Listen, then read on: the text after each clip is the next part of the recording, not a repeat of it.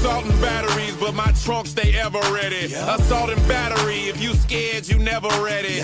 Alright, this is going to be actually a continuation of the last video I made of the most disappointing wrestling experiences that I had. But before I get to that, if you're new to this channel, be sure to like, comment, share, and subscribe. If you've had any disappointing wrestling fan experiences, I'd love to hear them, love to read them in the comments. So I remembered this while I was going through my vlogs trying to find a YouTube short to upload. I've been uploading a lot of my YouTube shorts every other day that I don't put up a video. And I got to SummerSlam 2019. And the first day we went to Access. So SummerSlam was, it was just like WrestleMania weekend. You had Access on Friday, you had NXT on Saturday, and then you had the SummerSlam pay-per-view on Sunday. And Friday we went to Access, and it was great. It was like so different compared to like what Retro WrestleMania Access would have been. You also have only 20 to 25,000 people, about 20,000 I want to say, like max. But then WrestleMania you have about 80. So it was a lot more intimate, a lot less wait times in line.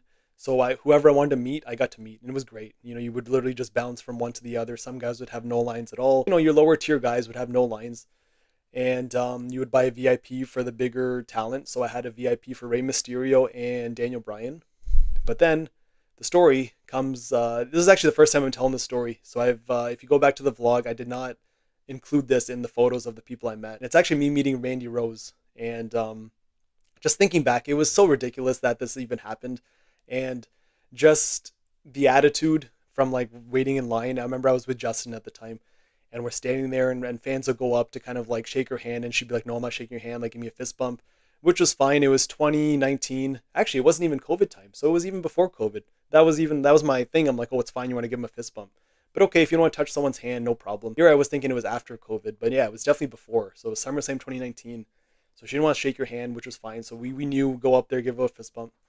And she wasn't talking to anybody. It was more like, get your picture and like go get the hell out of here. So that right there, you knew it was going to be a quick in and out, no conversation. And Justin, I believe, went first. He did the fist bump, went there, shook, he's out of there. I came, fist bump, whatever. And you know, when you take a picture with a female wrestler in general, you either put your arm up, you stand there, you throw up the click sign, whatever. And she put her arm around me. So I'm like, all right, I'm going to put my arm around her. And I guess, according to her, my arm was too low. She claims that my hand was like on her waist, kind of like maybe a little bit below. I'm like, brother, my hand is not going to go where you think my hand's going to go. And it's funny because it reminded me of that video that came out this past weekend of Cora Jade, who called out a fan because he was touching girls' asses or whatever. But this is what she claimed I was doing. But she didn't like call me out on it. She kind of told the security, like, hey, like she waved him over. And the security's like, hey, like put your hand like higher up. Like, higher up? I'm like, my hand's on her waist, so where do you want me to put my hands? So now I'm like awkward. And as he's telling me that, I'm kind of looking, and I'm in shock at this point that I'm getting accused of putting my hand in a spot where, you know, that makes a woman uncomfortable.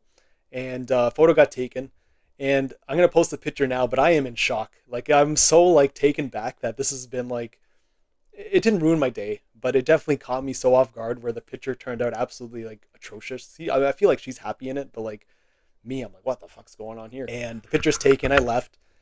And I remember telling Justin, like, you know what the fuck she just said? I'm like, she told me my hand was too low. He's like, what? I'm like, yeah, that's what I said. It was just crazy then. And I feel like that's why fans kind of don't want, and I feel like men in general, I know this is going to turn into a big thing. I'm not going to go into it, but like, this is why I feel like you got to be so careful of like taking photos and doing whatever, because one wrong accusation is going to lead to either you getting called out on Twitter, like what happened with Cora Jade, or this kind of thing where I'm like, now I don't want to meet any girls. Like, I met Natty, was the first person I met, and she was fine, great, no problem, gives you a hug, whatever, everything's good.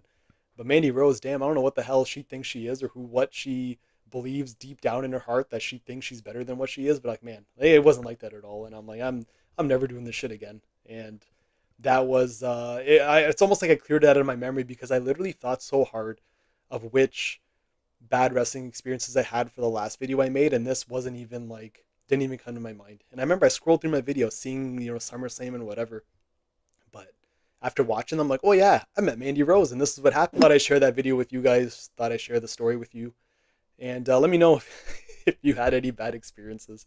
But yeah, it's embarrassing, it's funny, and it's just amazing all at the same time. And it's just incredible. But yeah, that's it. And I'll see you guys in the next video.